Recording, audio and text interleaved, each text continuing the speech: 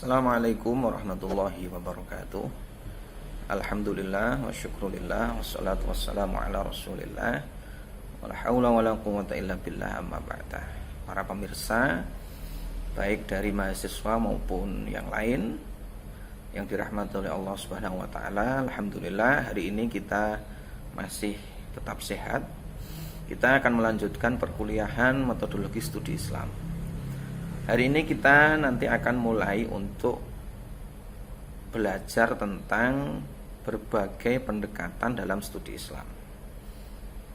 Ada pendekatan sejarah, pendekatan antropologi, pendekatan filologi, dan lain sebagainya. Sebagaimana sudah kita bicarakan di pertemuan yang lalu, bahwa Islam ini memiliki dua dimensi. Dimensi yang pertama adalah dimensi agama. Islam sebagai agama ini mengandung ajaran-ajaran suci, ajaran, dogma, doktrin yang diturunkan oleh Allah kepada Rasulullah, dan sifatnya ini mutlak, absolut, universal, berlaku dimanapun dan kapanpun, dan tidak bisa berubah. Ya. Dimensi yang kedua adalah dimensi keagamaan. Dimensi keagamaan ini adalah dimensi yang berkaitan dengan setiap aspek kehidupan manusia. Dua sisi ini, ya, Islam sebagai sebuah agama, ya, sebagai sebuah doktrin atau ajaran, dan Islam sebagai keagamaan, itu tidak bisa dilepaskan satu sama lain, tidak bisa dipisahkan. Dua-duanya saling berkaitan. Mengapa demikian?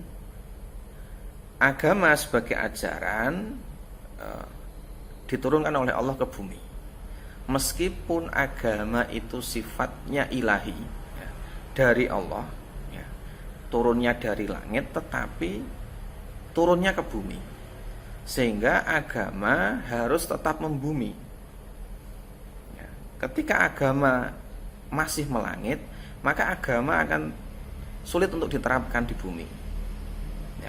Maka agama akan selalu bersentuhan dengan kehidupan manusia, sehingga agama itu bisa berjalan di bumi, ya, bisa berlaku, dijalankan, dipraktekkan oleh masyarakat itu ketika agama bersinggungan, berdialektika dengan kehidupan manusia.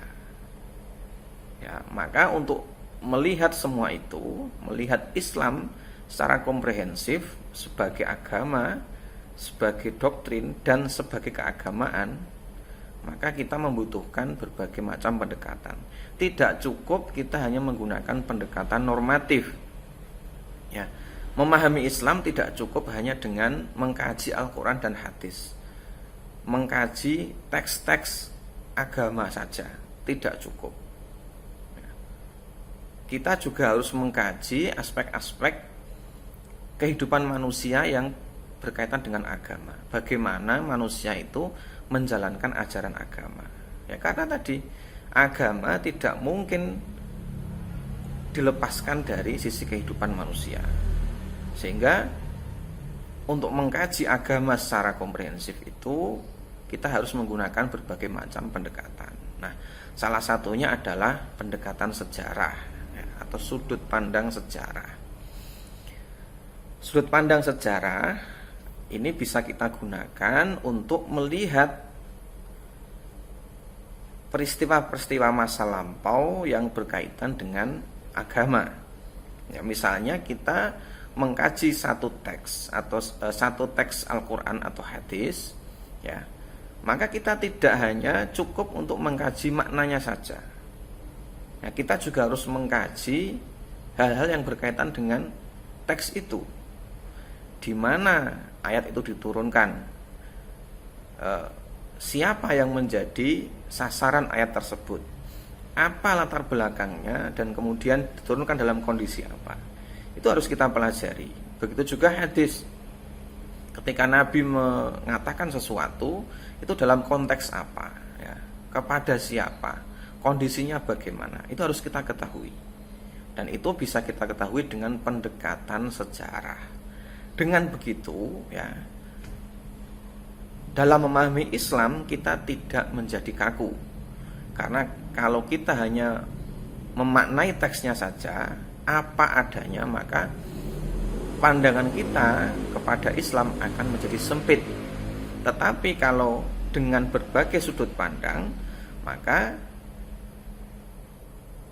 kita memahami Islam ini menjadi luas.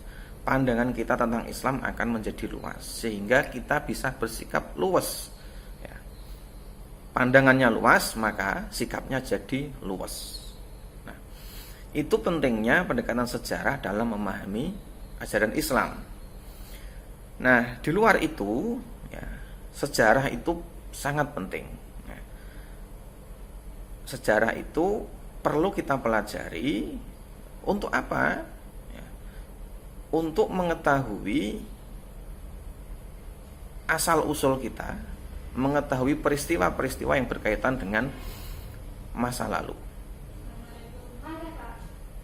Nah, yang berkaitan dengan masa lalu, ketika kita sudah mengetahui peristiwa-peristiwa masa lalu itu, maka kita bisa menilai mana peristiwa yang merupakan sebuah kegagalan dan mana peristiwa yang merupakan sebuah keberhasilan. Dan dari situlah kita nanti bisa mengambil sikap. Ya, contoh sederhananya begini, ketika kamu tahu bahwa orang tua kamu, ya, ketika dapat ibu kamu, ya, itu dengan penuh perjuangan, ya, maka itu bisa nanti bisa menjadi bahan pembelajaran kamu. Misalnya orang tua kamu pernah gagal dalam menjalin hubungan dengan seseorang, tahu untuk anak kiai, ya, tapi karena bapakmu bukan anak kiai akhirnya nggak jadi, ya, maka itu bisa buat pertimbangan untuk kamu. Aku nek bojomu anak kiai ta ora? Nah, jangan-jangan nanti saya juga ditolak karena tidak anaknya kiai, misalnya begitu. Kita bisa mengambil sikap dengan belajar dari sejarah. Selain itu, ya, dengan sejarah itu kita akan mengetahui identitas kita, jati diri kita, dari mana asal usul kita, siapa leluhur kita. Salah seorang penulis Swedia, ya, namanya Juri Lina, ini pernah mengatakan bahwa jika kamu ingin menghancurkan sebuah bangsa atau sebuah masyarakat, maka kaburkan sejarahnya. Mengapa demikian? Karena dengan kaburnya sejarah itu, maka generasi muda sebuah bangsa itu akan kehilangan kepercayaan diri dengan jati dirinya sendiri. Karena tidak tahu asal-usulnya, tidak tahu kebesaran nenek moyangnya, sehingga dia mulai meragukan dirinya sendiri.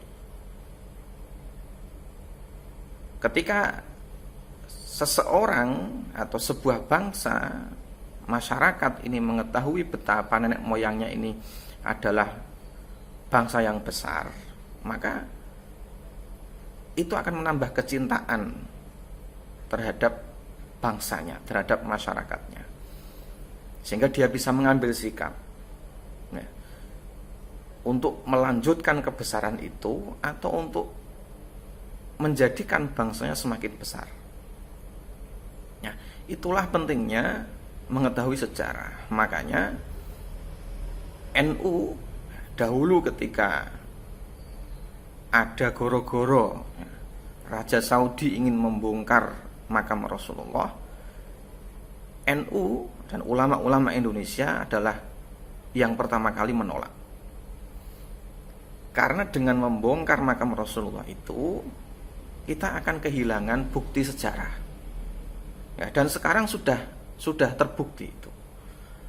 Situs-situs bersejarah di Arab Saudi, tempat-tempat bersejarah yang memiliki nilai sejarah tinggi, seperti rumahnya Siti Khadijah, ya, kemudian Padang Uhud dan lain sebagainya, itu sekarang sudah tidak ada bekasnya sama sekali. Nah, ketika bukti-bukti sejarah itu sudah hilang, ya, maka yang ada hanya catatan sejarah saja tanpa adanya bukti. Dan ketika catatan sejarah saja yang ada, maka itu bisa digugat orang lain, bisa diragukan oleh orang lain. Mana buktinya? Dan ketika terjadi seperti itu, maka Islam lama-lama akan menjadi agama mitos, ya, agama hoax, karena tidak ada bukti sejarah.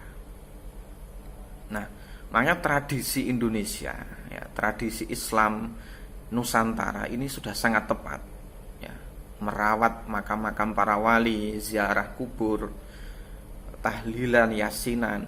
Ini adalah salah satu upaya untuk mengkoneksikan generasi sekarang dengan generasi leluhur.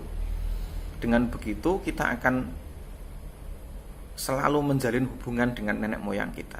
Paling tidak kita mengingat jasa-jasa mereka, mengingat bagaimana nenek moyang kita, leluhur kita, para ulama ini memperjuangkan bangsa ini, memperjuangkan Islam di Indonesia. Nah, saya kira itu untuk pengantar kuliah hari ini. Silahkan nanti bisa didiskusikan selanjutnya. Saya akhiri, wallahu muwaffiq ila aqwamit thoriq. Assalamualaikum warahmatullahi wabarakatuh.